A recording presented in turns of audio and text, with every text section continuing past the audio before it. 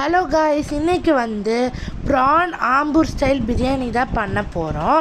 So அதுக்கு ப்ரானில் மஞ்சத்தூள், மிளகாத்தூள், இஞ்சி பூண்டு பேஸ்ட், உப்பு போட்டு மேரினேட் பண்ணி வச்சுருக்கோம். அதுக்கப்புறம் அரிசி ஊற போட்டு வச்சுருக்கோம். இப்போ ஒரு பேனில் நம்ம மிக்ஸ் பண்ண ப்ரானை போட்டு கொஞ்சம் நேரம் ஃப்ரை பண்ணிக்க போகிறோம். ரொம்ப ஃப்ரை பண்ணாதீங்க, லைட்டாக சூடாகிற வரைக்கும் அது கொஞ்சம் வேகணும், அவ்வளோதான். அதுக்கப்புறமா ஒரு பெரிய கடாயில் எண்ணெய் விட்டுட்டு கொஞ்சோண்டு நெய் விட்டுட்டு ஆல் ஸ்பைசஸும் பிரிஞ்சி இலையும் போட்டிருக்கோம். இப்போ நைஸாக வெட்டின வெங்காயம் போட்டு நம்ம கொஞ்ச நேரம் நல்லா இது கோல்டன் ப்ரௌன் ஆகிற வரைக்கும் நம்ம மிக்ஸ் பண்ணி விட்டுக்கலாம். இப்போ இதில் உங்களுக்கு தேவையான அளவு உப்பு போட்டுக்கோங்க. உப்பு போட்டு இதையும் நல்லா மிக்ஸ் பண்ணி விட்டுக்கோங்க. இது கொஞ்சம் நேரம் நம்ம நல்லா சூடாக விடணும், மூடி வச்சுக்கோங்க. அப்போ தான் அது கோல்டன் ப்ரௌன் ஆகும். பாருங்கள், இந்த மாதிரி கோல்டன் ப்ரௌன் ஆகிடும். இப்போ இது கூட இஞ்சி பூண்டு பேஸ்ட்டு உங்களுக்கு தேவையான அளவு போட்டுக்கோங்க, எவ்வளோ பண்ணுறீங்களோ. இப்போ அதையும் நல்லா மிக்ஸ் பண்ணி விட்டுக்கோங்க நீங்கள் இது கூடயே. அதுவும் இல்லாமல் என் வாய்ஸ் கொஞ்சம் சரியில்லை, ஸோ சாரி. அதுக்கப்புறமா நம்ம கீரி வச்சுருக்க பச்சை மிளகா போட்டுக்கலாம். இப்போது அது கூட கொத்தமல்லி புதினா போட்டுக்கலாம். அதுக்கப்புறமா காஷ்மீரி மிளகா பொடி, நார்மல் மிளகா பொடி, சில்லி ஃப்ளேக்ஸ் போட்டுக்கலாம். கொஞ்சோண்டு போட்டால் போதும், சில்லி ஃப்ளேக்ஸ் மட்டும்.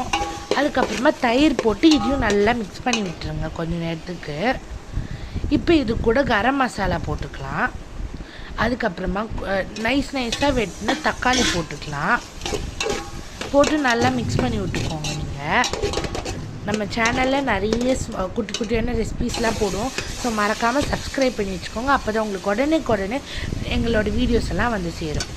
அதுக்கப்புறமா நம்ம பண்ணி வச்சுருந்தோம்ல ப்ரானு, அது போட்டுக்கலாம். பாருங்கள், ரொம்ப ஃப்ரை பண்ணக்கூட, லைட்டாக தான் ஃப்ரை பண்ணணும். இப்போ இதையும் நல்லா எல்லாத்துக்கூடையும் மிக்ஸ் பண்ணி விட்டுக்கோங்க. தொக்கு மாதிரி ஆயிருக்கு.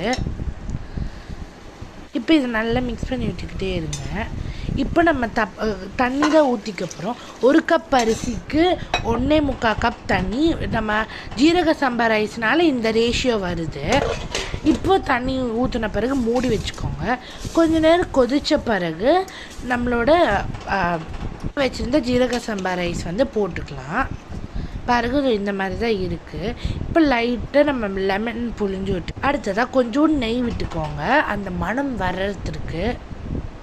இப்போ இது கொஞ்சம் நேரம் மூடி வச்சுருங்க. மூடி வச்சுட்டு ஒரு வெயிட் வச்சுக்கோங்க, தோசை கல்லோ இல்லாட்டி ஏதாச்சும் வச்சுக்கோங்க.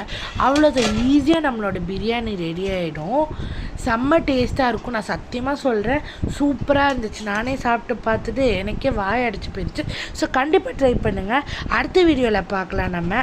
அதுவும் இல்லாமல் மறக்காமல் சப்ஸ்கிரைப் பண்ணி வச்சுக்கோங்க.